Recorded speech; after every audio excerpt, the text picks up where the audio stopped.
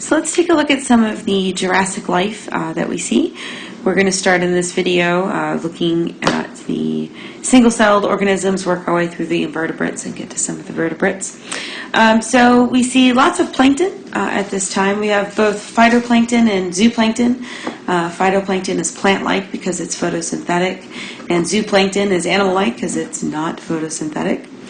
But we've got, let's take a look, right, some of our phytoplankton. We've got dinoflagellates, which we can find in the fossil record. Another group that's going to become really important in the Jurassic and definitely much more in the Cretaceous is coccolithophores. Here are coccolithophores.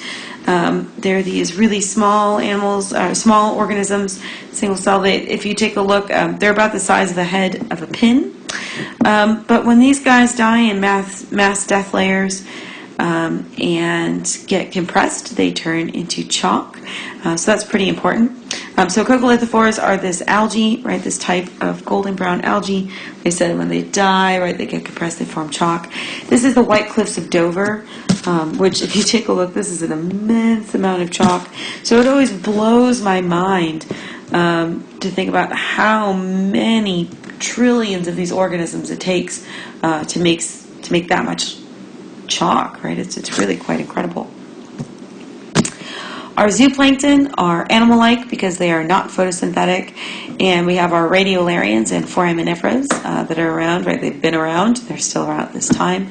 Both of these groups are really important because we use them for biostratigraphy, and as we're going to see when we get into the Cenozoic, they're going to tell us a lot about the environment. They're going to tell us about water temperature and salinity, which today we use to help understand how the climate is changing. So pretty important stuff. We have probably my favorite group here of all time, and these are the cuttlefish that evolved. The cuttlefish are just the most amazing animal. If you live in the New Orleans area and get to go to the Audubon Aquarium, we actually have cuttlefish now in our aquarium. But these are some just absolutely incredibly smart invertebrates that can actually change their skin color at will and change the texture. And it's not just changing the skin color like a gecko. They can have moving color on their skin, kind of like a neon sign. It's really quite amazing. If this interests you, you can take a look at a documentary called Kings of Camouflage. It's a Nova special. And like I said, these animals are just really smart. They can figure their way through mazes and figure out how to get rewards from their trainers. So these animals are quite incredible. We also see squids and octopus come around at this time, but their fossils, as you can imagine, are pretty rare due to their soft-bodied nature. More arthropods that come around is we have our crabs.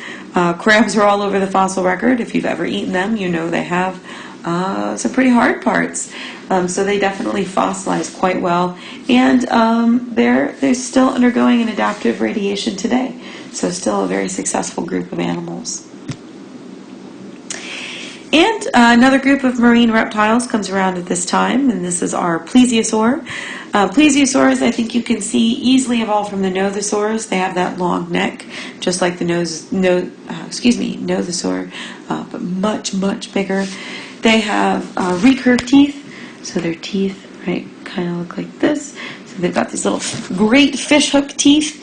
They've got these immensely long necks, which are used for hunting and predation and sneaking in on organisms.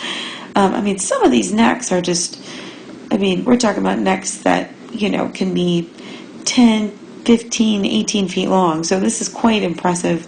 So these are definitely some big animals that are out there in the ocean, some big predators now we're seeing.